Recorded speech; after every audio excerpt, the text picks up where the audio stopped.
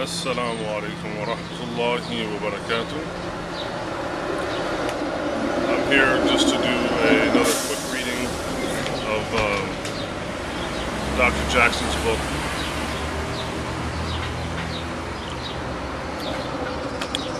Sufism for Non-Sufis. And he articulates a passage from one of Ibn Taymiyya rahimahullah, one of his books, التحفة العراقية في الأعمال القلبية, one of the classical texts from Ibn Taymiyya.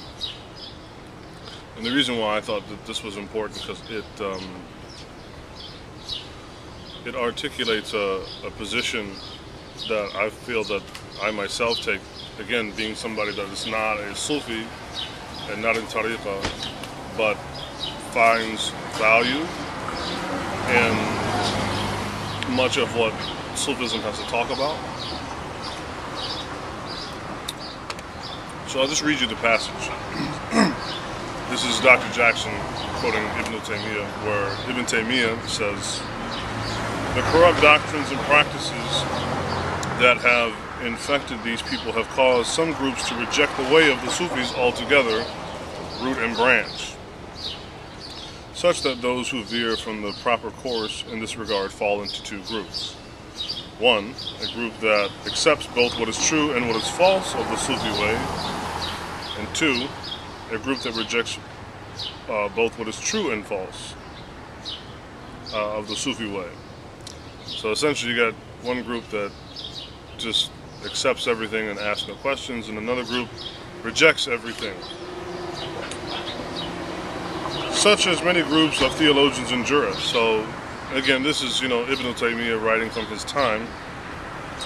And in the right position, at least that which Ibn Taymiyya projects, is simply to accept of this way as well as any other way, which is essentially saying that you can, as a non-Sufi, or as I guess you could say as Ibn Taymiyya as a traditionalist, that you could accept from the Sufi way that which is consistent with the book and the Sunnah, and to reject it as well as any other ways that which violates the book and the Sunnah.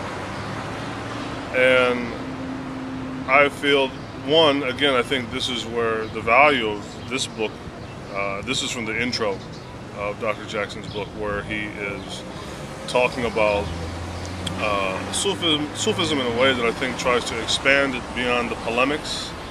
And of course his choice of including Ibn Taymiyya is not without conscience, because many people on the aisle of shooting polemics against the Sufis love to cite Ibn Taymiyya as sort of hardcore traditionalist that would of course have been against Sufism and Bid'ah and so on and so on.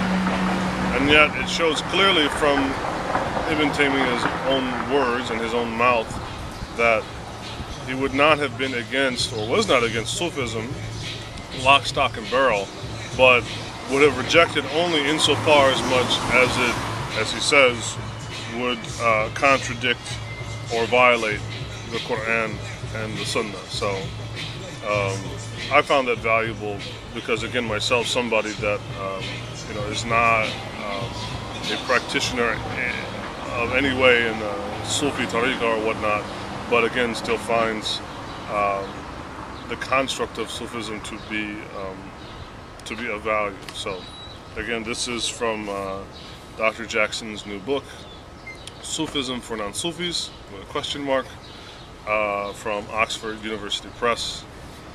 Assalamu alaikum wa rahmatullahi wa barakatuh.